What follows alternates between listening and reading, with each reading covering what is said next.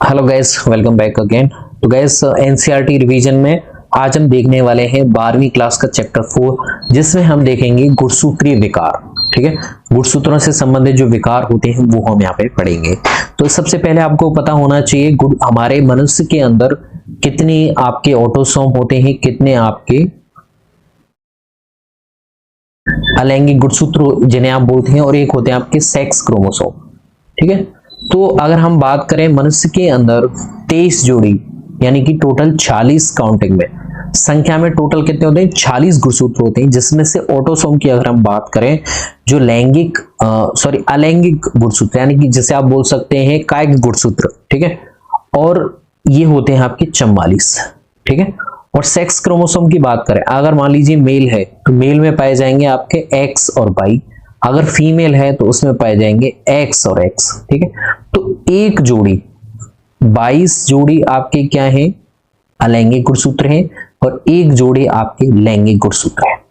ठीक है, तो आपको ध्यान रखना है कि मनुष्य में 40 गुणसूत्र होते हैं, जिसमें से 44 आपके अलैंगिक गुणसूत्र हैं और जिनका संबंध कायिक संरचनाओं से ज्यादा होता है, लैंगिक गुणसूत्र जिनका संबंध लैंगिक लक्षणों से संबंधित होता है। तो मेल में एक्स और वाई मिलेंगे, फीमेल में एक्स एक्स मिलते हैं। मेल कैसा होता है, विषम युग्मजी होता है, विषम युग्मजी होता है, जबकि फीमेल कैसी होती है, सम युग्मजी होती है।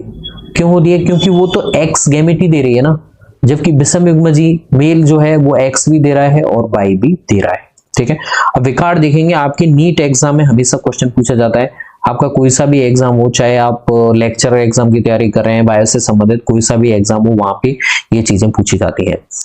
चलिए देखिए, दूसरी तरफ एक या अधिक क्रोमोसोम की अनुपस्थिति, अधिकता या असामान्य विन्यास क्रोमोसोमी विकारों के कारण होते हैं।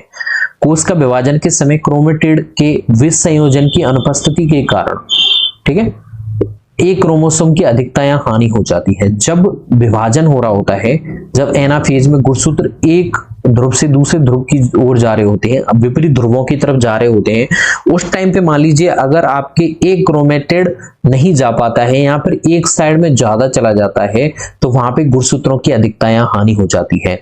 विसंयोजन यानी कि जो हम अलग करते हैं, जैसे हमने एनाफेज में पढ़ा होगा, जैसे मान लीजिए एक गुणसूत्र का जोड़ा है और ये अर्धसूत्रीय विभाजन में जोड़े ही तो अलग होते हैं, ये एक जोड़ा है, ये दूसरा जोड़ा है। ठीक है, तो ये तो नीचे की तरफ चला जाएगा, ये वाला जो है वो ऊपर की तरफ चला जाएगा। ठीक है, और अगर हम बात करें अर्धसूत्रीय विभाजन सेकंड में क्या होता है, तो वो गुणसूत्र बिंदु से अलग हो जाता है, यहां से अलग हो जाएगा, तो एक भुजा ऊपर एक भुजा नीचे, ऐसे आपने पढ़ा होगा।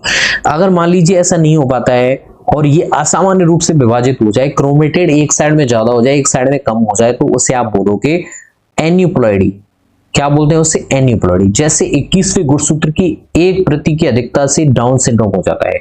21वें गुणसूत्र की हमेशा कई बार पूछा गया है कि कौन से गुणसूत्र की ट्राइसोमी से, ठीक है, यानी एक गुणसूत्र की अधिकता से 21वें गुणसूत्र पे एक गुणसूत्र बढ़ जाएगा, उस कंडीशन को बोलते हैं आप डाउन सिंड्रोम। इस प्रकार एक गुणसूत्र की हानि से नारियों में टर्नर सिंड्रोम हो जाता है। मान लीजिए फीमेल में एक्स एक्स होता है, ठीक है, अगर मान लीजिए एक्स क्रोमोसोम नहीं हो, एक्स शून्य अवस्था हो, तो इस कंडीशन को आप बोलते हैं टर्नर सिंड्रोम। और इस सिंड्रोम में हम आगे पढ़ेंगे क्या क्या असामान्यताएं देखी जाती है। ठीक है, कोष का द्रव्य विभाजन न होने के कारण क्रोमोसोम का एक पूरा समुच्चय अधिक हो जाता है। ठीक है, तो विभाजन में हम देखते हैं पहले क्या विभाजित होता है, केंद्रक विभाजित होता है, केंद्रक अलग अलग होता है, और लास्ट वाली अवस्था में कोष का द्रव्य विभाजित होता है, बीच में से जाता है। ठीक है, अब पादपों में ये अलग विधि से होता है, जंतुओं में कोष का खांच विधि से होता है, पादपों में कोष का प्लेट बनती है बीच में, फिर ये कोष का द्रव्य विभाजित हो जाता है। ठीक है, अब यहाँ पे नहीं होने के कारण क्रोमोसोम का एक पूरा समुच्चय अधिक हो जाता है, इसे आप बोलते हैं पॉलीप्लॉइडी। क्या बोलते हैं इसे, पॉलीप्लॉइडी। यह अवस्था प्राय पौधों में देखी जाती है, और एक कॉल्चिसिन एक रसायन है जिसकी वजह से हम पॉलीप्लॉइडी ला सकते हैं। कौन सा, कॉल्चिसिन।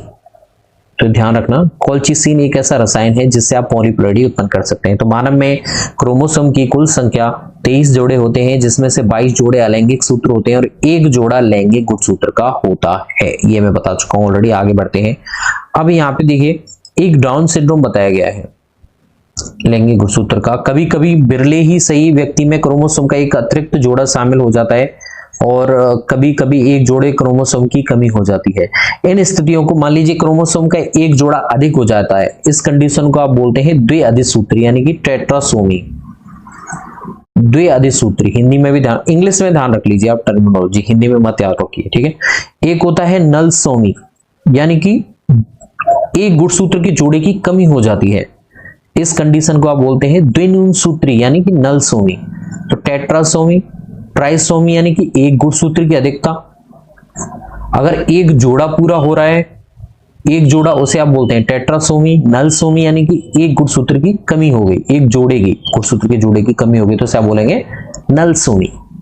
ऐसी स्थिति के प्रभाव से व्यक्ति में गंभीर रोग हो जाते हैं जिनसे down syndrome, Turner syndrome, Klinefelter syndrome देखे जा सकते हैं। तो ये डाउन सिंड्रोम का लक्षण है। देखिए यहाँ पे 21वां गुणसूत्र है, ये आपका गुणसूत्र है, यहाँ पे एक गुणसूत्र ज्यादा हो गया है, इसे आप बोलोगे ट्राइसोमी। तो यहाँ पे डाउन सिंड्रोम के लक्षण देखिए, सिर का चपटा पिछला भाग, चौड़ा चपटा चेहरा दिखाई देता है, बड़ी झुर्रीदार जीभ दिखाई देती है, जन्मजात हृदय रोग होता है, हथेली पे क्रीज दिखाई देती है, बहुत बड़ी क्रीज दिखाई देती है जिसे आप अलग से देख सकते हैं, आप सामान्य लगेगा। अंगुलियों के सरों पर अनेक लूप दिखाई देते हैं, सिर का चपटा पिछला भाग दिखाई देता है, सिर असामान्य रूप से बड़ा होता है। ऐसे बच्चों की आयु ज्यादा नहीं होती है, ठीक है। और ये मानसिक रूप से कैसे होते हैं, थोड़े अपरिपक्व। अब यहाँ पे देखिए डाउन सिंड्रोम 21वें गुणसूत्र की अधिकता से होता है। इस विकार को सर्वप्रथम लैंगडम डाउन नाम के साइंटिस्ट थे, उन्होंने खोजा था। रोगी व्यक्ति छोटे कद और छोटे गोल सिर के होते हैं, जीभ में खांच होती है, मुंह आंशिक रूप से खुला होता है, चौड़ी हथेली में पाल्म क्रीज होती है, एक बीच में क्रीज होती है पाल्म क्रीज। शारीरिक, साइकोलॉजिकल और मानसिक विकास अवरुद्ध रहता है यहाँ पे, ठीक है। ऐसे बच्चों की एज ज्यादा नहीं होती है। अब हम आ जाते हैं, ये तो एक ऑटोसोम्स, ये कैसा था गुणसूत्र, ये ऑटोसोम था, अलैंगिक गुणसूत्र था। अब हम देखेंगे लैंगिक गुणसूत्र में अगर कुछ दिक्कत हो जाए तब क्या रोग होता है। आपके देखिए एक होता है क्लाइनफेल्टर सिंड्रोम, यानी कि जैसे फीमेल में, मेल में बात करें तो XY होता है, यहाँ पे एक X बढ़ जाए, ठीक है, इसे भी आप ट्राइसोमी बोल सकते हो, ठीक है। तो यहाँ पे X गुणसूत्र की ट्राइसोमी हुई है, तो यहाँ पे एक X क्रोमोसोम की अधिकता हो जाती है जिसके कारण केंद्रक में 47 यानी कि क्रोमोसोम इस तरह से दिखाई देते हैं, एक XXY। तो अब इसमें कुछ स्त्री जैसे लक्षण आ जाते हैं। ऐसे व्यक्ति समग्र रूप से तो पुरुष जैसे ही होते हैं किंतु मादा लक्षण इनमें देखे जा सकते हैं, जैसे गायनेकोमेस्टिया दिखाई देता है इसमें, यानी कि स्त्री जैसा इसमें वक्ष बन जाता है, स्त्री वक्त पुरुष वक्ष का प्रदर्शन यहाँ पे देखा जा सकता है। ऐसे व्यक्ति बांझ होते हैं, कैसे बांझ होते हैं, ये जननशील नहीं होते हैं। तो ऊंचे कद के साथ में स्त्री जैसे लक्षण यहाँ पे आप देख सकते हैं, स्त्री वक्ष का दर्शन दिखाई दे रहा है। तो ये आपके कौन सा है, ये आपके क्लाइनफेल्टर सिंड्रोम है। फिर आता है टर्नर सिंड्रोम। टर्नर सिंड्रोम जिसमें एक X जैसे फीमेल का ऐसे होता है, तो ये अगर कम हो जाए, एक गुणसूत्र कम हो जाए, तो इसे आप बोलोगे टर्नर सिंड्रोम, ठीक है।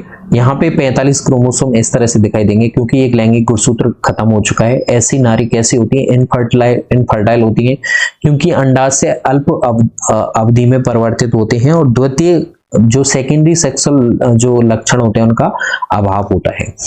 तो यहाँ पे ये लड़कियां कैसी होती हैं, इनफर्टाइल होती हैं, ठीक है, जनन योग्य नहीं होती हैं, ठीक है। तो ये टर्नर सिंड्रोम है आपके।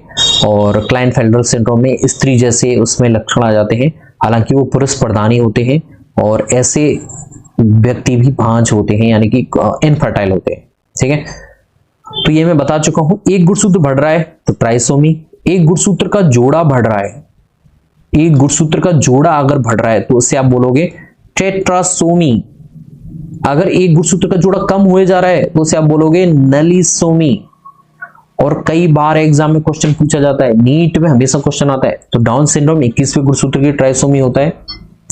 आई होप आपको समझ में आ गया होगा। थैंक्स, मिलता हूं नई वीडियो में नई किसी दूसरे टॉपिक के साथ। धन्यवाद।